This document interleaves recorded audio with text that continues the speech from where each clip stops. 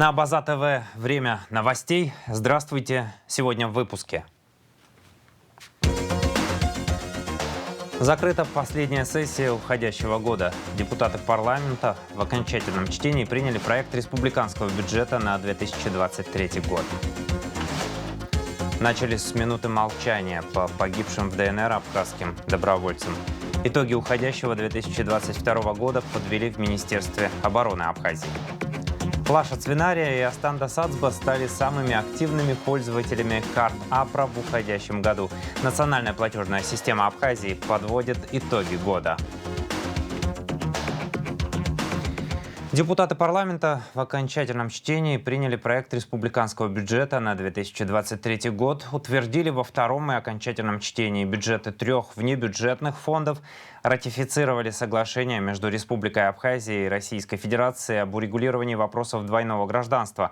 Кроме того, будут увеличены пособия по рождению и уходу за ребенком до 1,5 лет. Суммы увеличатся более чем в 2 раза. Также парламентарии одобрили 200 миллионов рублей на приобретение и установку счетчиков для Черноморэнерго, однако отказали выделить 50 миллионов на ремонтно-восстановительные работы и не приняли закон о моратории на повышение тарифов на электроэнергию. Единственная возможность, чтобы энергетика была наша, абхазская осталась, это тут один только рецепт есть. Это приборы учета поставить. И даже вот ребята рассказывают, Черноморэнерго, представители Черноморэнерго, они, такая у них информация, где приборы учета устанавливали, на 30% снижается потребление, на 55% увеличивается собираемость. Нагрузки снижаются, аварийность снижается, но по всем показателям, даже если брать экономически, вот подходить по коммерчески, эти деньги обратно возвращаются, и в часть бюджет, часть Черноморэнерго. На 200 миллионов представители Черноморэнерго сказали, что это получится около 12-13 тысяч счетчиков. И эти деньги, если считать, у них получается, в методологии 700 рублей на каждый счетчик увеличивается в месяц. Умножить на 13 тысяч, умножить на 12 месяцев, получится на 109 миллионов. Это помимо того, что снижается потребляемость, собираемость увеличивается, нагрузки снижаются, еще и в виде денежных средств деньги возвращаются. В течение 2 лет эти деньги, так можно сказать, отбиваются. И дальше уже, если в таком режиме мы будем выделять деньги Черноморэнерго, и даже я полностью согласен с Адгуром Рафетовичем, на мой взгляд, этот бюджет мог больше денег дать, энергетики, и если очень постараться, можно было бы 400 и 500 миллионов дать. Эффект он будет незамедлительный, через год, через 2 мы этот эффект на себе ощутим. И поэтому единственная возможность, это практика мировая, что единственная возможность, чтобы наша энергетика оставалась нашей, абхазской, это только установка приборов, учетов. Репортаж Марианны Котовой из Народного собрания смотрите в нашем эфире в пятницу, 30 декабря. Президент Абхазии Аслан Джания подписал указ о награждении Валерия Гурджуа орденом Акзепша 2-й степени за вклад в национально-освободительное движение, активную общественно-политическую деятельность и многолетнюю работу. Указ подписан 29 декабря. В преддверии Нового года супруга президента Аслана Джания Аэлита Ахиба поздравила учеников Сухумской вспомогательной школы с наступающим праздником и вручила каждому сладкие подарки. У входа в школу Аэлиту Ахиба встретил глава администрации Сухума Беслан Эшба. Ученики вручили супруге президента букеты цветов и самостоятельно изготовленную фигурку новогоднего кролика. Будьте веселы, радостны и здоровы, пусть у ваших родителей не будет никаких забот, кроме того, какие подарки вам подарить. Мы вас очень любим, а дядя президент передает вам большой привет, сказала Аэлита Ахиба. Детишек поздравил и мэр города Беслан Эшба. Директор Сухумской вспомогательной школы Виктория Таркил поблагодарила гостей за оказанное детям внимание. В этот же день Аэлита Ахиба поздравила детишек Тамышской средней школы Ачимчирского района. Школьники поблагодарили супругу главы государства, прочитали ей стишки и обещали учиться хорошо.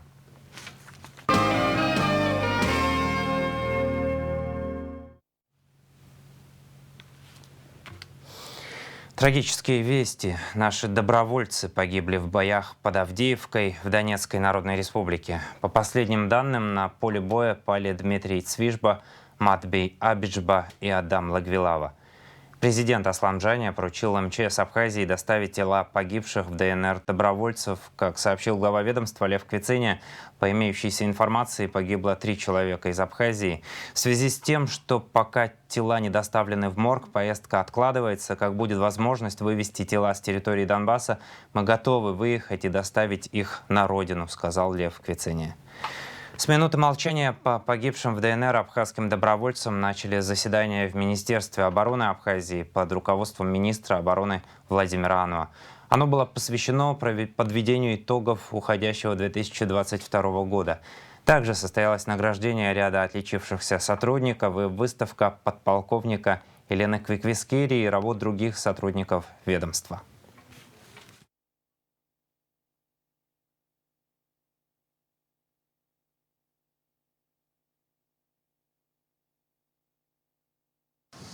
Схоз гозеги, генерал Чаром, офицер Чаром, контрактник Чаром, Ашакаваром, Ахса, Азгабча, Хастал Ашкусут, Зигях Занагат, Абзера, Агубзера, Аман Шалара, Тасушах Гуло, Финапузлаку, Аусквазик Шукман Шалахат, Шимазат, Акчарака, يا زاد تنشر حبسنا شو يا زاد تنشر يا حقرشن يا خا يجبط دار اختصو غوكشو وبري حستس واشكس اخيان خو حستالاشكس شو يا الله بيبش تنشر وبزيره خبزيره امن شالره بشلون تشايزات توب هشاس حوت بس شخيا григичный штат филикрижны я хевахе швалпщик он хенушекзо.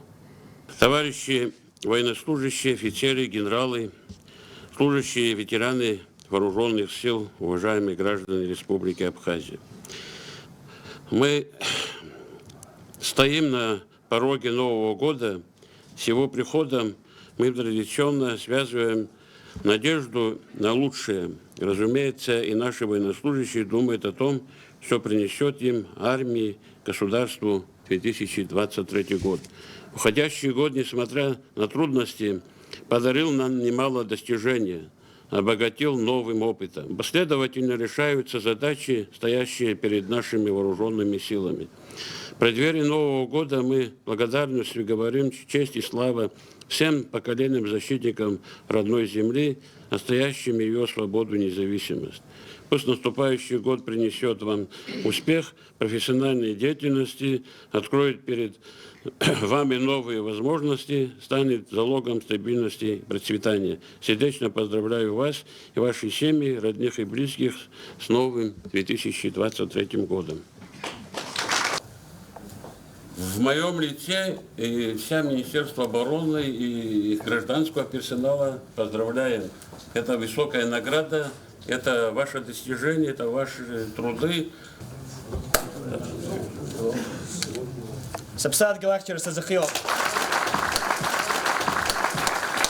Выставка приурочена к Новому году. Хотела создать новогоднее настроение и показать, что у нас военнослужащие тоже немало талантливых людей, которые могут помимо службы заниматься также и творчеством. И хотелось бы в преддверии Нового года, пользуясь случаем, поздравить всех жителей Абхазии с наступающим праздником, пожелать им счастья, здоровья и благополучия. День в истории. 26 декабря 1992 года в ходе Отечественной войны народа Абхазии на Восточном фронте было предпринято масштабное наступление грузинских войск. В этот день у села Тара-Абхазское в районе активных боевых действий был сбит грузинский вертолет Ми-24, пилотируемый полковником Майсурадзе. Кроме летчика на борту находился генерал Мираб Гилашвили. В результате падения оба члена экипажа погибли. История о том, как был сбит вертолет Ми-24, поведал спустя 30 лет Артур Тарба в интервью с Аиде Хаджем. Декабрь месяц захана Тара югона ажилара обширги. Басхан аналоги дуклит, арашилдахи дуклит. Обрачена жах, басхан а мне Ира исказ игла хаяштан. Ира при айбище избухло гранатомета снаряд и пшил хайду. Ира аха специально пульт управления как пристегивается. Вот у нас улхысла говорит, ари анход и никуда уже снаряд пшил. А у браха ша зубрин дукла вертолет хаузер обжигает. А это вертолет да вот они струба وصيجي حاسس زور سكروكم زي ستروبا اشتسخن ناش تثبيت دخل توكس دخل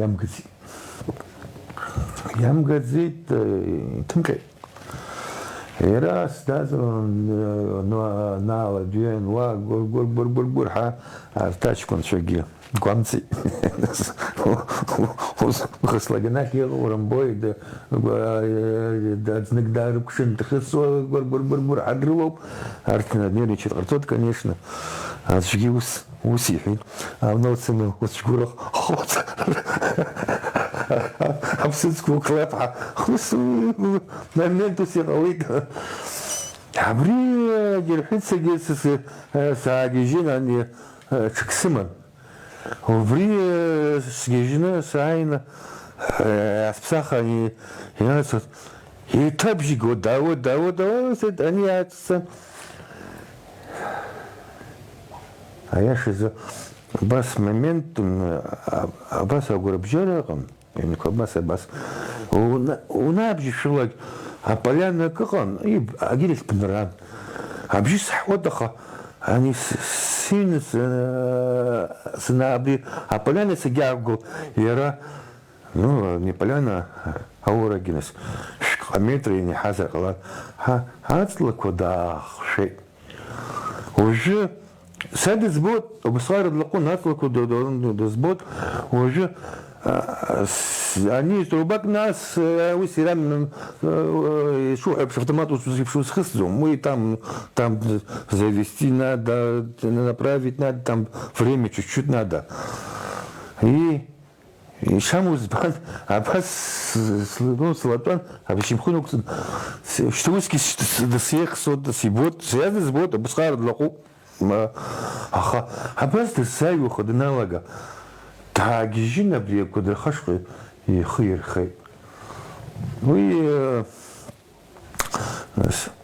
азжи сасшо зом сазднумха а говорит чудо хоно вообще погица сот до ой сам что-то сразу же гидам вам что погица сон а ирка говорит чудо с голдаха и нас и кускин кудры азбастан хугоны пш я ракеты хцаньви я кушети баш тахпында кудры гиганашка при психбольнице гана хаги баш тках رخيت قارخيت هير حزق هير عجز شو هو بخرش درجينس أقول لك شمزي момент за ну وجين الساس خوش خاص الصحوم مقا ابني حاز كميش كنت تحاول جدال حوس جدي بتيجي في خون همين كا حاجي درجي ناس رشان ركويت يكلاسو يلا جيت что на самом деле около немного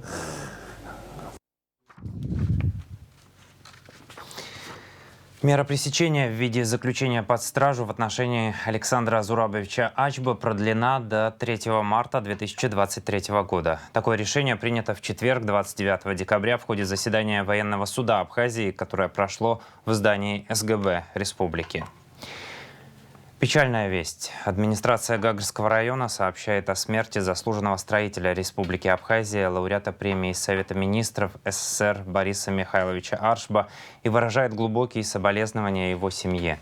Борис Михайлович всю свою жизнь посвятил профессии и служению Родине. При его непосредственном участии в городе Гагра было возведено большое количество объектов от жилых многоквартирных домов до санаториев. И в самые сложные послевоенные годы Борис Михайлович своими знаниями и силами помогал в решении самых сложных задач по восстановлению разрушенной инфраструктуры освобожденного от оккупации города Гагра. Отмечается в частности в сообщении администрации Гагрского района: Борису Аршба было 85 лет. В преддверии Дня строителя в 2018 году наша телекомпания подготовила репортаж о Борисе Аршба. Смотрите его в нашем эфире.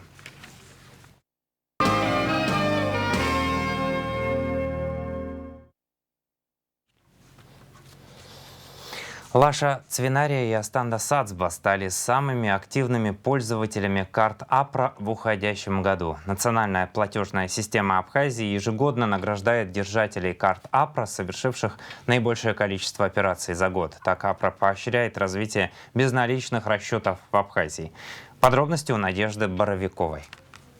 Традиция награждать наиболее активных пользователей карт АПРА зародилась в 2020 году, и каждый раз руководство национальной платежно-расчетной системы старается придумать новый подход. В прошлом году АПРА наградила 7 человек, по одному с каждого района Абхазии. В этом году победителей 2. Ежегодно национальная платежная система отмечает самых активных пользователей банковскими картами АПРА. У нас сегодня 2 победителя. Это пользователь, совершивший наибольшее количество операций на территории Республики Абхазия, это Лаша Цвинария, и пользователь, совершивший наибольшее количество операций за пределы Республики Абхазия, Астанда Сацба. Лаша Цвинария, житель Сухума, рассказывает, что уже практически везде можно расплатиться картой. Ну, кроме, пожалуй, пекарни у дома, но и там скоро появится посттерминал. Самое главное – это удобство. В магазин зашел, в аптеку зашел, пользуешься. Очень удобно, быстро. Буквально год назад была другая ситуация. Сейчас уже я замечаю, что многие стали приобретать эти аппараты. Астанда Сацба совершила больше всего операций с помощью карты АПРА на территории Российской Федерации. Так вышло случайно. Астанда Сацба не планировала надолго уезжать из Абхазии. Я по семейным обстоятельствам попала в Россию и попала сразу на несколько месяцев. И это еще удобно тем, что моя зарплата пришла ко мне туда. То есть за ней сюда ехать не пришлось. Вот. Это очень удобно. Расплачиваться этой картой. В подарок от национальной платежно-расчетной системы АПРА победители получили набор монет. Это самая новая серия памятных монет из Национального банка Абхазии, посвященная динозаврам. 7 монет из недрагоценных металлов выполнены по эскизам художника Батала Джапуа и выпущены небольшим тиражом. Всего 300 комплектов. Надежда Боровикова, Саита Гухава, Абаза ТВ. Новости АГУ. Решением ученого совета Абхазского государственного университета народному поэту Абхазии, кавалеру ордена Ахзапша первой степени, заслуженному деятелю науки республики, академику Мушни Таевичу Ласурия присвоено звание почетного профессора Абхазского государственного университета. Заседание ученого совета АГУ прошло в четверг, 29 декабря. На повестке дня также были рассмотрены утверждение кандидатур деканов факультетов, выборы заведующих кафедрами, прикрепление соискателей ученых степеней доктора наук и кандидата наук к кафедрам, утверждение тем диссертационных работ, а также ряд других вопросов. Об этом сообщает руководитель отдела информации и медиакоммуникации Абхазского госуниверситета Алхаз Чхамалия. В этом году вокально-инструментальному ансамблю «Гунда», основанному в 1977 году Розой Чамагу, исполняется 45 лет. Специально к этой дате коллектив Сухумского дома моды преподнес в дар всем артисткам ансамбля концертные костюмы. Подробнее об этом в нашей программе в материале Фаины Матуа из рубрики «Амш Ахтес». 29 декабря – день рождения заслуженного артиста Республики Абхазия Джамбула Жардания. С 2006 года он режиссер-постановщик Государственного русского театра драмы. Поставил ряд спектаклей, среди которых последний из ушедших по мотивам произведения Баграта Шингуба. В 2009 году спектакль Джамбула Жардания «Нет суда на дураков» получил приз в номинациях «Лучший спектакль», «Лучшая режиссура» и «Лучшая женская роль второго плана» на театральном фестивале «Комплимент» в Новочеркасске. Режиссер-постановщик новогодних представлений театра, много лет работает на абхазском телевидении режиссером и ведущим музыкальных, развлекательных и просветительских программ, снимается в кино.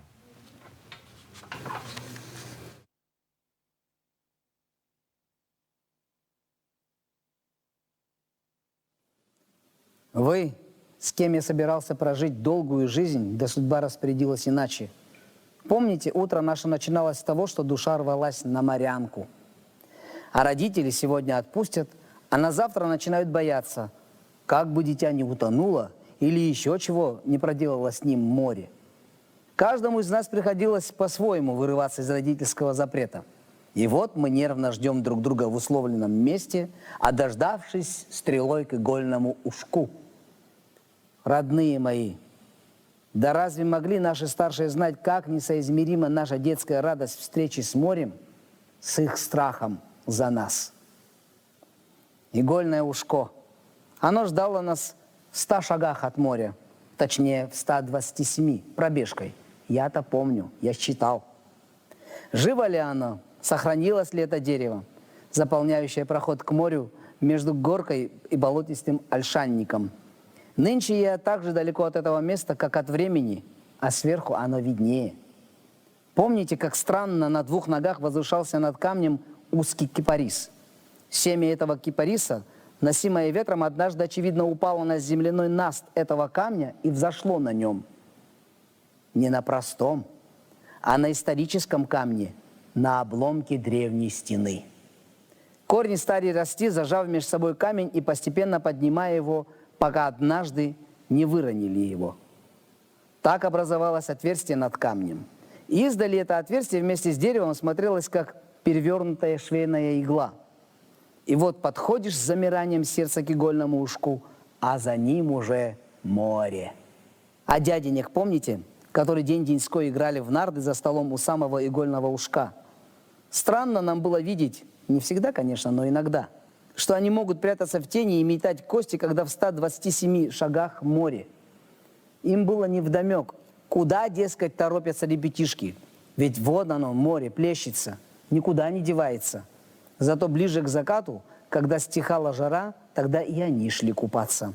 Входили в море, как кони в студеный поток, фыркая и поддрагивая, отчего оно, море, сразу становилось скучным, соленым и каким-то то ли бирюзовым, то ли индиго-шерстяным, как в стихотворении Федора Тютчева.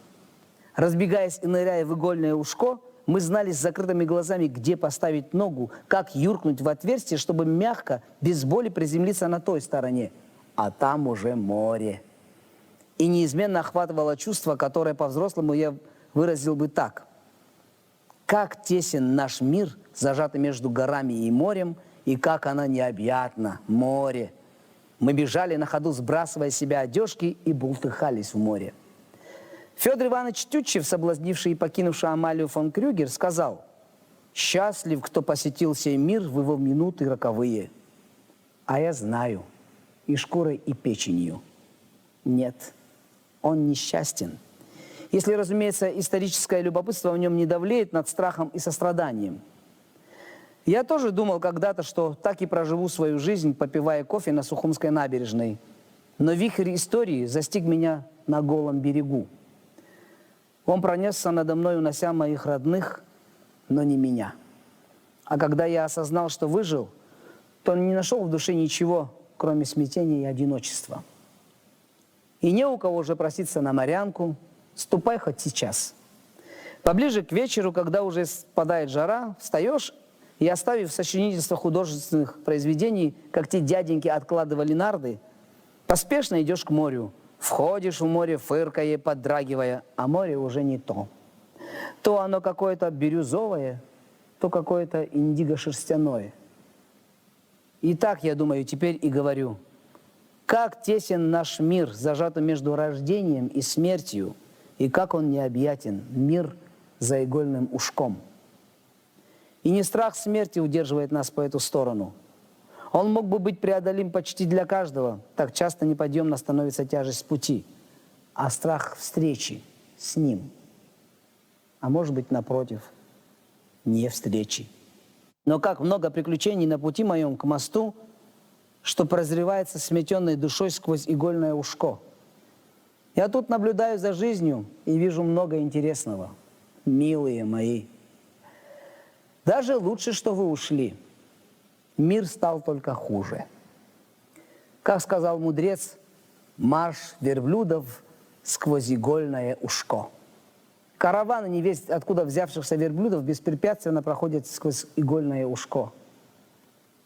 И все же хочется надеяться и верить, что то игольное ушко, сквозь которое должна пройти моя душа, прежде чем ступить на мост в заветный день, все же расширится передо мной и пропустит меня. Потому что многие из вас, ходатаев моих и заступников, кем я дорожил, кого любил, давно уже на том берегу. Когда я завижу вас по ту сторону моста, да не вынужден буду смущенно отвести от вас глаза. Ведь я продолжаю жить в грехе. Вы, о ком я грущу, хотя ум знает, но не сердце, что печалиться надо не мне о вас, а вам обо мне. Если вообще есть печаль в доме Отца. Хотя ум знает, но не сердце, вы дома, я в пути. О, я побегу к вам, завидев вас на том берегу отдаленным игольным ушком. Я побегу на ходу, сбрасывая с себя грехи, как в детстве сбрасывал одежду. И я буду кричать: «Любимые мои, я скверно жил, но я не фарисей». Я не фарисей.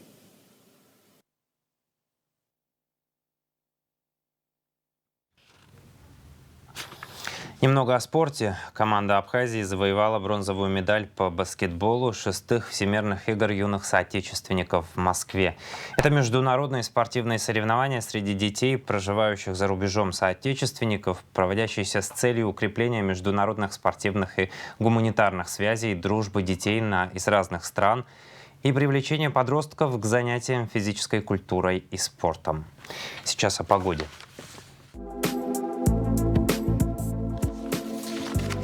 В пятницу 30 декабря в Абхазии ожидается небольшая облачность, без осадков, атмосферное давление высокая, температура воздуха ночью от 1 до 6, днем от 7 до 12 градусов, температура морской воды 12 градусов.